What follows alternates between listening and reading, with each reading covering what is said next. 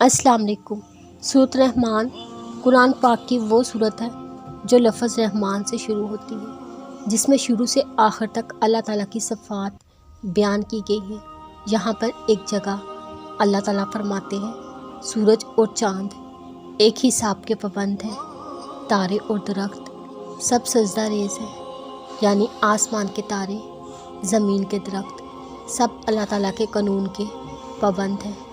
ان دونوں آیتوں میں جو کچھ بیان کیا گیا ہے اس سے مراد یہ ہے کہ اس کائنات کا سارا نظام اللہ تعالیٰ کے حکم کے تابع ہے، اسی کی اطاعت میں چل رہا ہے۔ زمین سے لے کر آسمانوں تک نہ کوئی خود مختار ہے، نہ کسی اور کی خدائی اس جہان میں چل رہی ہے، نہ خدا کی خدائی میں کسی اور کا دخل ہے۔ ہم سب اللہ تعالیٰ کے بھیجے گئے ہیں اور وہ ایک واحد تنہا ہر شے پر قادر ہے۔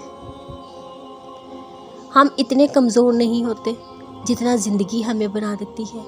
ہر وہ لمحہ جب ہمارے دل کو تکلیف پہنچی تھی وہ گزرتا نہیں ہے، وہ وہیں ٹھہر جاتا ہے۔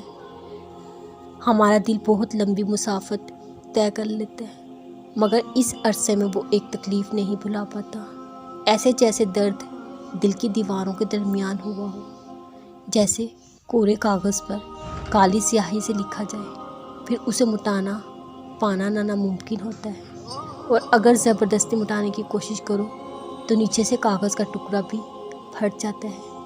ویسے ہی دل بھی درد کو بھلا نہیں پاتا، زبردستی کرو تو دل اور بھی زخمی ہو جاتا ہے، کیونکہ دل پہ ہماری نہیں چلتی، اور دل کا درد وقت مانگتا ہے، زخموں کے مندم مل ہونے کا وقت۔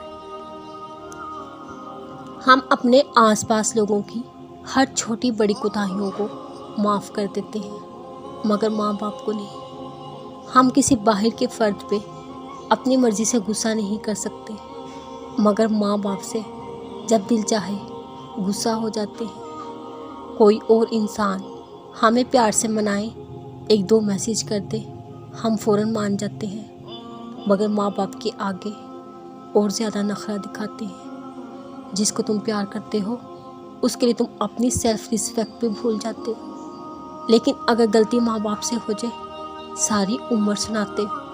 ایک دفعہ ماں باپ کو والدین کے لیول سے ہٹا کر عام انسان کی طرح دیکھو، وہ بھی انسان ہے، ان سے بھی غلطیاں ہو سکتی ہیں۔ اس لیے انسان بہت عجیب ہے، صرف وہاں نرم پڑتا ہے، اس پیار کی قدر کرتا ہے جہاں اس نے خود اپنے دل کو اجازت دی ہوتی۔